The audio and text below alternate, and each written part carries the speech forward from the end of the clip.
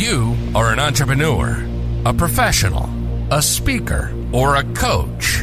And although you've come a long way, it's time for you to take it to the next level. We've got you. This is the Author to Authority podcast. We'll help you use authority and influencer marketing to build your business stronger and faster by publishing a book. You'll hear from guests that are thought leaders in sales, marketing, networking, communication, social media, promotion, and business leadership. Let's do it. This is the Author to Authority podcast. And now your host, the extraordinary word ninja, Kim Thompson-Pinder. Welcome to the Author to Authority podcast. I'm your host, Kim Thompson-Pinder, and I'm so excited to announce that in August, we will be having the 400th episode of the Author to Authority podcast. And in celebration of that, I have decided to do the top 25 episodes of the Author to Authority podcast for the whole summer. And we will celebrate the 400 about mid-August, so there'll be a couple of episodes after that. And I chose these episodes because they were the ones that I just personally felt were the ones that gave tremendous amount of value, that were going to help you as an entrepreneur, professional, a speaker, a coach to move your business forward. These were value-packed episodes that are just going to give you action steps that are just going to really propel you to the next level. So I'd love for you to sit back, relax, and enjoy this top 25 episode. Welcome to the Author to Authority podcast. And today I am joined by fellow Canadian Pete Mohr, and I'm so happy to have him on the show. And he's going to be talking today about the 5 P's of business. So this is one that you really want to pay attention to. Now, Pete helps entrepreneurs transform their frustrations into freedoms by using a variety of frameworks that help them cut through the chaos and overwhelm of running a business. With over 27 years as a business owner, he's refined many of his tips, tools, and techniques in the trenches within his own business. And that's like a hallelujah, amen. Pete started coaching others in business because of his belief that you own your business, but it shouldn't own you. It's time to start using frameworks that allow you to have a turnkey business. And welcome to the show, Pete. Hey, thanks so much for having me, Kim. And, it was great. Before we hopped on, we're talking about all these little towns in southwestern Ontario. And it's like, yeah, I've been there. Have you been to this park? And so, yeah, it's great to connect and have some commonality even before we get a chance to really dig into some meat here today. So, Pete, just before I let you loose on some teaching and training, because I know you've got a lot for us, why don't you take a few minutes, introduce yourself, and share a little bit more about your story and how you developed these 5 Ps? Yeah, well, you kind of said it in the intro, and I've been a lifelong entrepreneur, and I've owned, bathroom renovation companies, cleaning franchises. I've helped people buy and sell business as a licensed business broker. I currently still own 2 retail stores where we own shoe stores here in Canada and Ontario called Shoetopia. And so from that perspective, still owning and operating 2 of those stores, along with, I spend most of my time these days with Simplifying Entrepreneurship, having great conversations with people like you and other business owners and trying to help them through their struggles, like you said in the intro, around the overwhelm and all the other stuff. I mean, so many people, and I was one of these people. I mean, so many people get into business and, 2 years goes by, 5 years goes by, 10 years goes by, and they're like, I'm still working 50, 60, 70 hours a week. And, when I got into business, I thought that I'd have a better life. And is this really the better life that I envisioned? And so the idea there is that you want to have your business support your dreams, as opposed to you supporting your business all the time, right? And so that's the kind of entrepreneur that I work with. And we set up, like you said in the intro, the frameworks and get the stuff out of your head because it gets crazy in there sometimes. A lot of entrepreneurs, a lot of entrepreneurs are squirrel brained. It's like they see the squirrel and it's like, woohoo, I got to go over there. And Gus goes, whoa, I'm going over there. And so, but this idea is come up with a master plan and use your business to develop it for you and to deliver it to you. And there are ways around that. And, that's where I came up with the 5 Ps, and pretty much everything falls within those 5 Ps and every major strategic decision that you need to have. And it's just the way you look and think about that system that helps make decisions, because decisions are what business owners need to make every day. And you know what? You want to use, there's only so many decision-making juices in a day. And when you've reached it, right? And it's like yeah, I'm just not dealing with that one today. I got nothing left, right?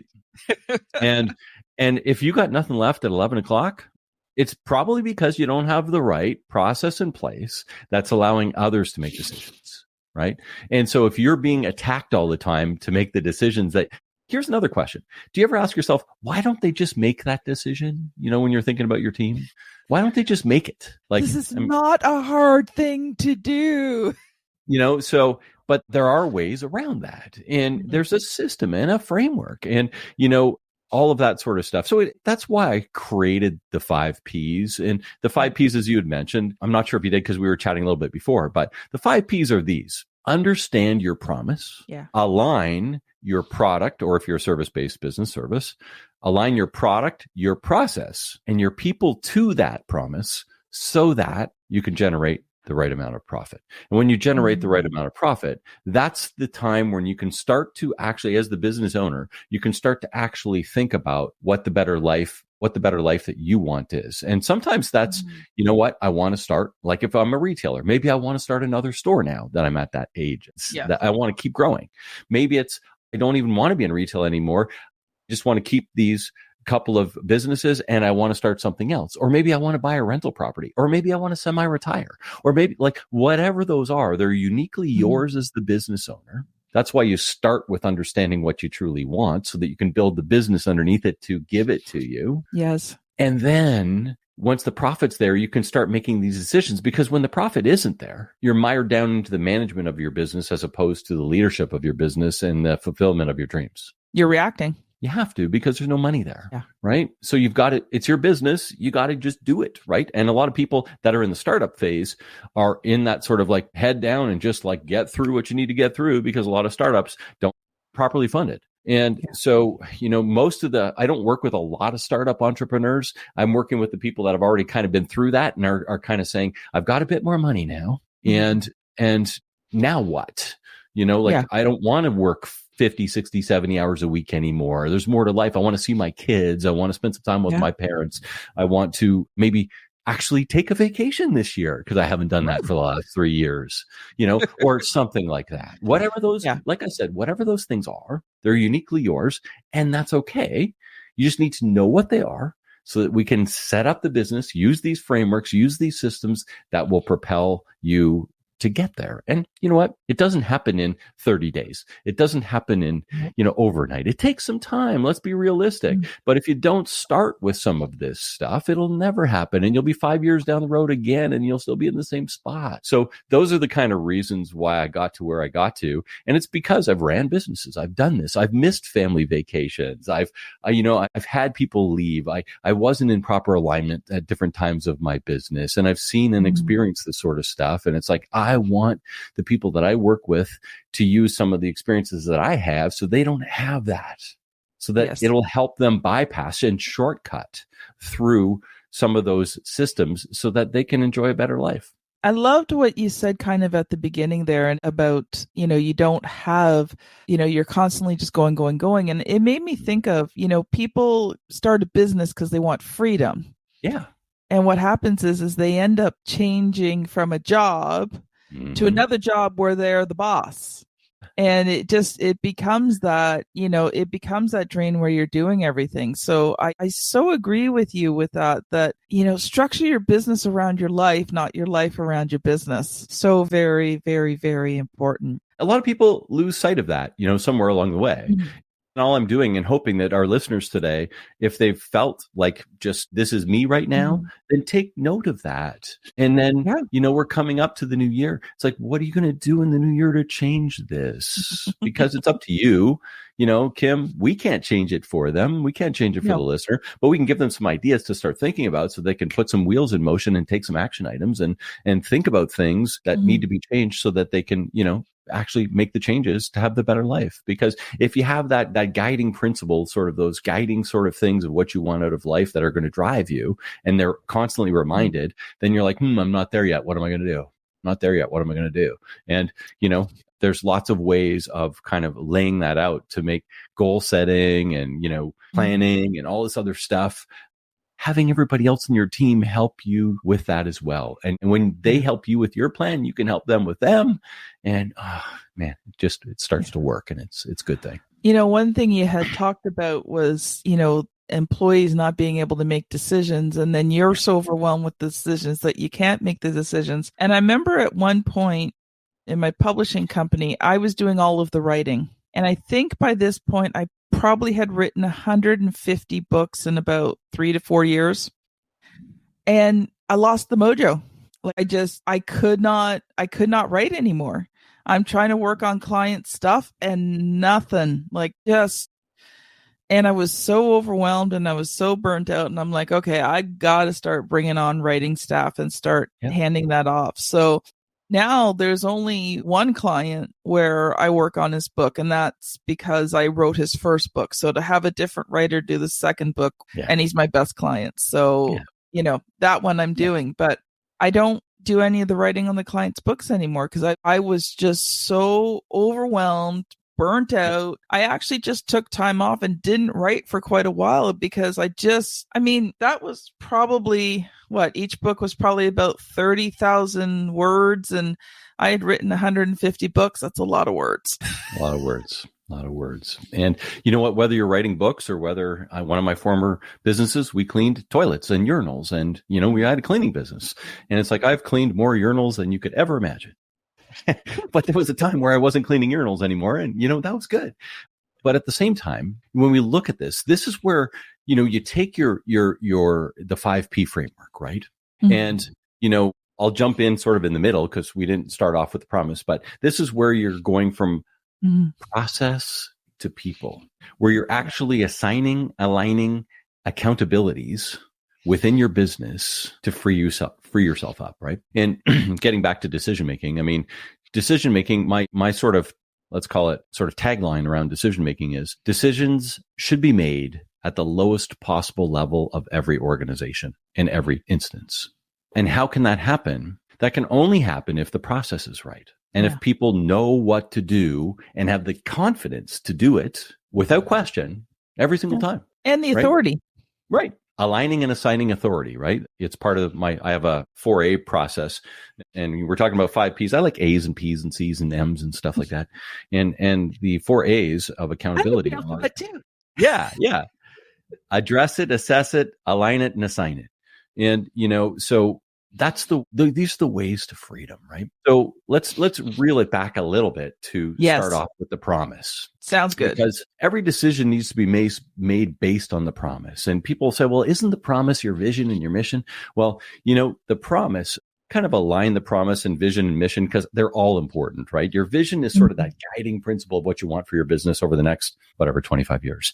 I want to publish 1,000 books over the next 25 years.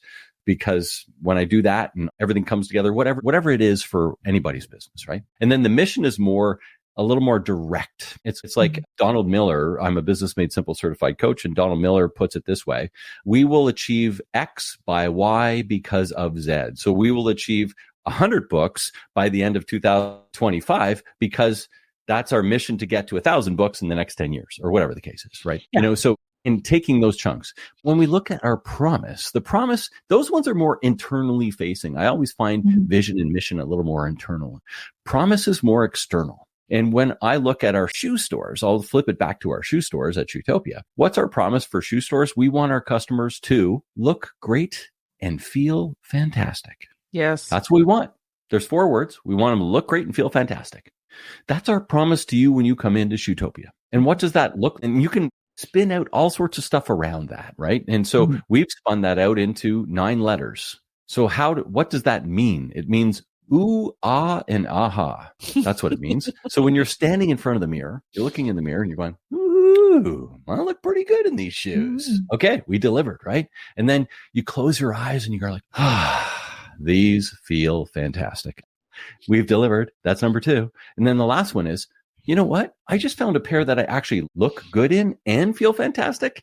That's an moment. So we've delivered ooh, ah, and aha, because most people think the shoes that they look good in, they don't really feel so great. And the shoes that feel so great really don't look so great. So if we can deliver that, those 9 letters give you those feelings that deliver our promise. And then they come up to the cash register and they're thinking to themselves, I just got the perfect pair of shoes. I'm happy paying whatever the bill is.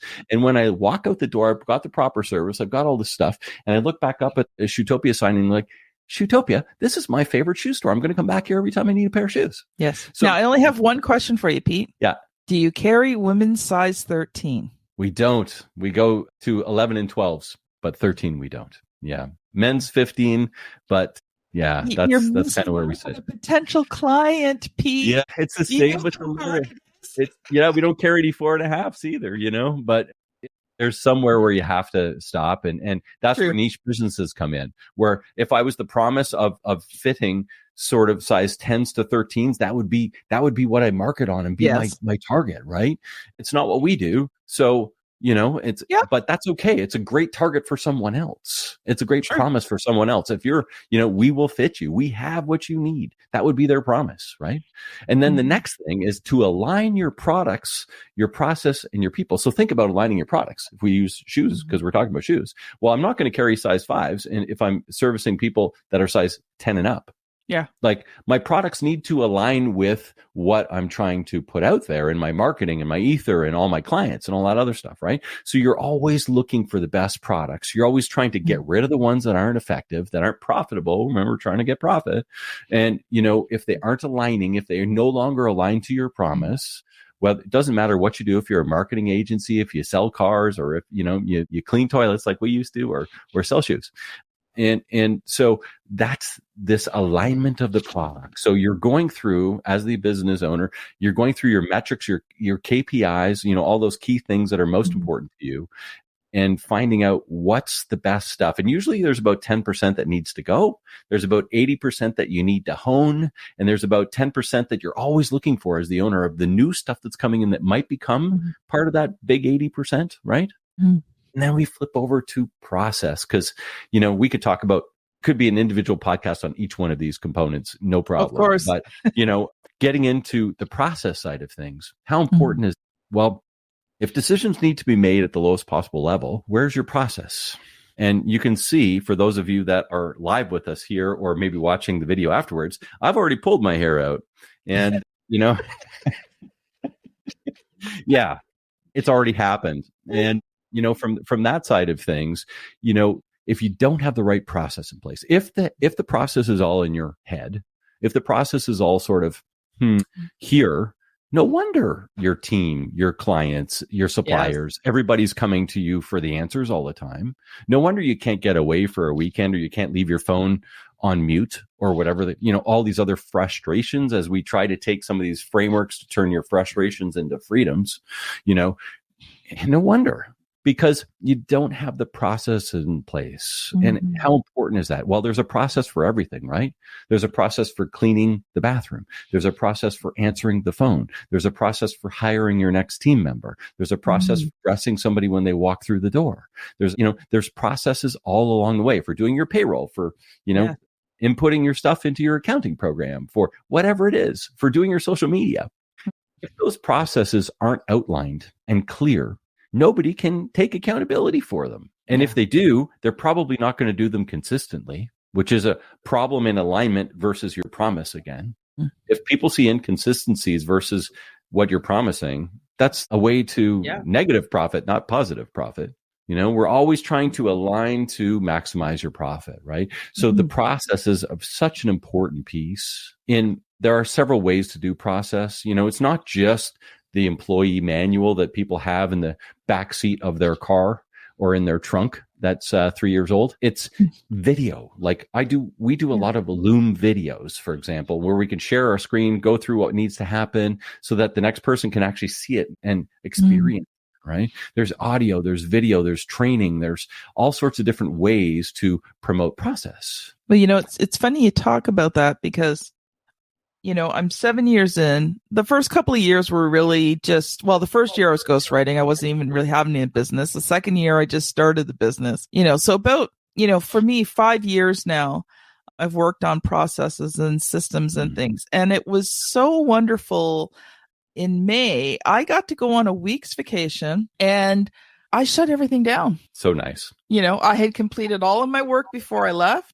I had a manager in place that I could trust. All my clients knew I was going to be gone. They knew if they needed anything, they could connect with her. And, she made it very clear that I was not to look at anything. And it was a great time. I could walk away for a week and not. I think she texted me once with one question that just had to be answered. But that was it. I took a whole week off and just enjoyed it. Didn't look at my phone most of the time. She knew that I'd look at it at some point and get back to her. But she was like, she told the client, she says, Kim's on vacation. She says, I'll see if I can get this answered, but probably not till next week. And that's fine. You deserve a vacation. Yeah. You give all your team vacations. Why wouldn't you take one? And that's another thing that always amazes me, where business owners are, working 7 days a week and 52 weeks a year, but, they're giving their other team members 2 days off a week and 2 or 3 or 4 weeks vacation, and they're not taking themselves. It's an interesting thing. And, before we move into people, I've got an acronym for process that I like. And what should a process do? It should prevent recurring overwhelm. And how do you do that? You clarify, evaluate, simplify, and systematize. So process, prevent recurring overwhelm, clarify, evaluate, simplify, and systematize. And when you think of process in that sort of formula, it's like, what do I need to work on? And here's my suggestion for the action takers here today is work on the thing that is the easiest thing to get done today and set up a process, just something nice and easy, the low hanging fruit. When you start doing that sort of stuff, it really becomes like, I want to do more. I want to do more. And it's like you start saying, oh, what else can I put in a process? Oh, what else? Because as soon as you set that process up, now I can actually take this and have somebody else do it. It's like, ooh, I'm feeling the freedom, right? Yeah. So I just want to stop for a quick sec here, because to our podcast listeners, if you want to see these episodes live while they're being recorded and not wait a couple of months to hear them, come join me on LinkedIn, Word Ninja Kim. Send me a connection request. So we're recording right now live on LinkedIn and YouTube as well. And a good friend of mine, Gabby, she just left a comment. Shutting down everything once in a while is very important. So I want to give a big shout out to Gabby. She is an amazing person. You've got to check her out. And you can spell her name Gaby and her last name's Abdelgadir. Check her out on LinkedIn. I think you're going to be impressed. So thank you, Gabby. Big shout out to you. Yeah, Gabby, shutting down everything once in a while is very important. And it's so, so important. I've created a one-page planner, which we didn't talk about before we came on here, but it's really a planning system, and it's all around the one-page planner, and it's free. So I'll just throw out the link. It's at simplifyingentrepreneurship.com/planner. And that's my website, simplifyingentrepreneurship.com/planner. And you'll see a little video on how to use it, but it talks about what do you want out of your life? And then it's got sort of your life, your year, your quarter, your week, and your days, like most planners do. But from that perspective, it's more in line with business owners, right? So it's one that's set up for business owners and helping you drive that business to give you the life. So that's, something that I'm going through right now. I do at the end of every year with our Simplifying Entrepreneurship podcast. And just kind of go through some goal setting and all that sort of stuff. It's that time of year because, we're recording this one on December 1st. And as we roll through that kind of stuff, it's important. And, looking at all of these things that we're talking about today, it's like, how am I going to make my next year the best year ever? Yeah. So we're in process. And the next one is people. Well, I'll tell you, people can be the biggest frustration, but they can also be the most freeing. Yes. Right? I could not be here having this conversation with you today had I not set up a wonderful team of people that help me every day do what I do, deliver my goals in business and in life. And, I break down people into 3 different components for your business. One is your ideal client. Okay. And I'm sure everybody kind of understands who your ideal avatar is or ideal client. And we won't spend much time there. The next one is your ideal teammate. Who's the best ever person that's ever worked for you? And who's the worst ever person that's ever worked for you? And how do I attract more of the best evers? And how do I repel more of the worst evers? Right? So when you think about the process of going out and hiring somebody, you need to know what that looks like so that you can actually craft, you're a wordsmith, you can craft your language to attract those people that you truly want based on this list of, Joan was my best ever and Mike was my worst ever. I'm going to do everything I can in my communication to repel people that were like Mike, but I want to bring in as many people as I can, like Joan, right? And that's wordsmithing around that sort of stuff when you're putting out an ad, right? And think about that as your process to attract the right people, right? So who's your best clients? Who's your best teammates? And the third one is, who are your best suppliers? One people often don't think about. We have a scorecard for our suppliers. We scorecard them just like we would scorecard our team members. Like we sit down every quarter and have a chat, and it's based on a scorecard and all this stuff. And we go through all of the stuff with our businesses and that's part of our process, but we do it with our suppliers too. Who's your best suppliers? Who are your worst suppliers? How can I attract more of the best? And how can I rid more of the worst? Because every time you do that, whether it's with your products, whether it's with your process, whether it's with your people, you are increasing your opportunity for profit at each one of those. And we all know the story about compound interest. So when you're increasing every one of these little bits by small, minor improvements, the profit explodes comparatively. Yeah. And when the profit explodes, that's the 5th P, right? Then you can actually enjoy some freedom because now you can buy other people's time and you can actually afford to do some of the stuff you've been thinking about doing and maybe buy that triplex so that you have recurring revenue, or maybe go on that trip to Africa on the safari, or maybe take even a weekend off and just enjoy a spa weekend with your loved one. Whatever it is, it's fine. But until you're at that level of profit where it becomes, I can now enjoy the freedoms of some of the profit, we need to continuously work on these other things in alignment so that we can earn that profit. When I was starting to build my business, I was at a conference one day and the gentleman speaking just pushed every single button I had, but there were some nuggets of truth that got lodged in my brain that day. And one of the things he talked about was, the things that you're doing in your business that either A, you don't enjoy, B, take up a tremendous amount of time, C, you're not good at, or D, is killing your profits. And so he talked about that and I'm thinking, okay. And then he talked about delegating out and paying people to do stuff. And I'm thinking, but I got no money coming in. How can I pay people when I've got no money coming in?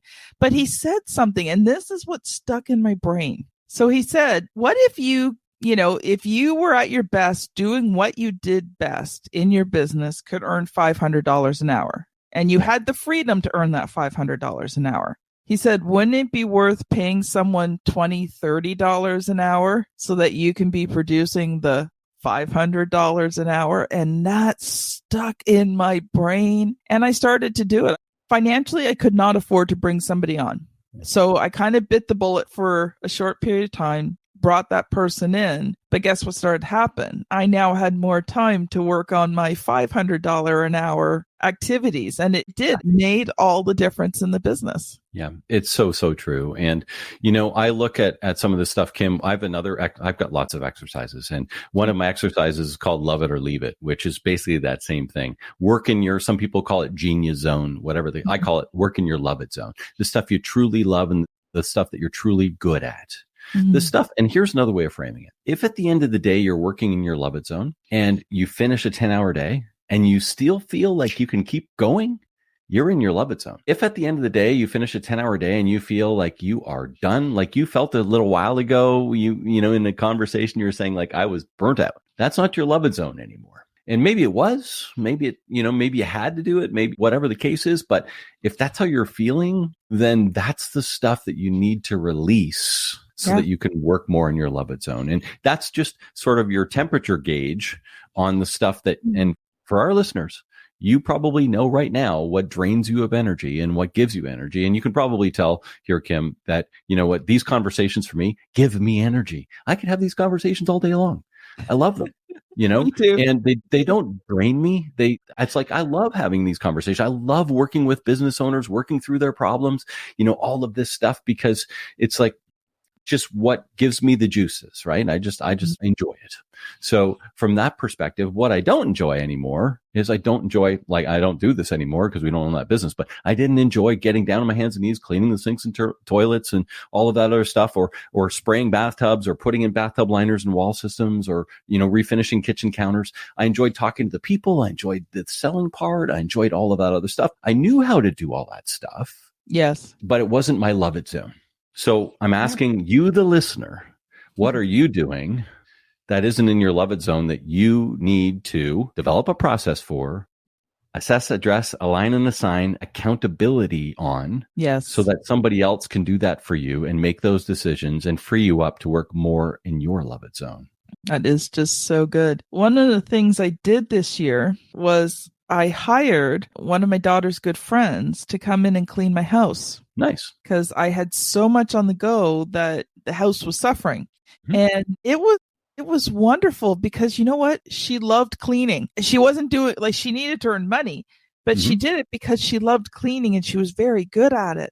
Yeah. And so, I don't enjoy housework in any way, shape, or form. I do it because it's got to be done. But she loved doing it, and it was a blessing to her, and it freed me up to continue to doing the things that I needed to do. So it was just such a wonderful exchange in value for the both of us. Now, we are pretty well out of time, but I do want to give you an opportunity to let the readers know. You've already told them about the one-page planner, but if people have heard this today and they want to connect with you, how can they connect with you and maybe give the freebie away again? So there's a couple freebies, really. That one I was just kind of threw in because we were chatting about it. It's simplifyingentrepreneurship.com/planner, which is a one-page planner that we talked about. The best way to reach me is Simplifying Entrepreneurship. Just Google it. I know it's long, but just Google Simplifying Entrepreneurship and you will find me. You'll find my podcast. You'll find my website, all of that kind of good stuff. And if you do go to my website, here's the thing that I think if you're a business owner, and as we sort of crest this new year, I have a great assessment there. You press the button and it takes about, 5-10 minutes to do the assessment. There's a few questions, but at the end of the day, it will deliver you back about a 40-page report that's really going to green light and red light the areas of your business that you're either doing phenomenally well in or that you need to work on. And just having the knowledge of that so that you can build your plan, because we've been talking a little bit about planning today too, so that you can build your plan for the go forth strategy of your business and have your business deliver what you want out of your life. It's the starting point, right? It's the starting point for understanding what you're doing well and what you aren't. And then now you got to take action and do something about it. And whether you use a coach like me or you read books or whatever it is, at least you have the knowledge of knowing the areas you need to start to move on so that you can enjoy the life. Because remember, you own your business and it shouldn't own you. And if you're feeling like it owns you, then, you can take some of these steps to make a change. Well, such a joy and a pleasure interviewing you. So this has been Pete Mohr and Kim Thompson-Pinder on the Author to Authority podcast. You've been listening to the Author to Authority podcast. The extraordinary word ninja, Kim Thompson-Pinder, has helped over 200 entrepreneurs, professionals, speakers, and coaches write and publish their books that have become incredible marketing tools for their business. And many of those have gone on to become Amazon best-selling authors and have used their books to land high-level clients and get on big stages. We hope you've enjoyed the show. Make sure to like, rate, and review. And we'll be back soon. But in the meantime, hit the website at www.authortoauthoritypodcast.com. See you next time.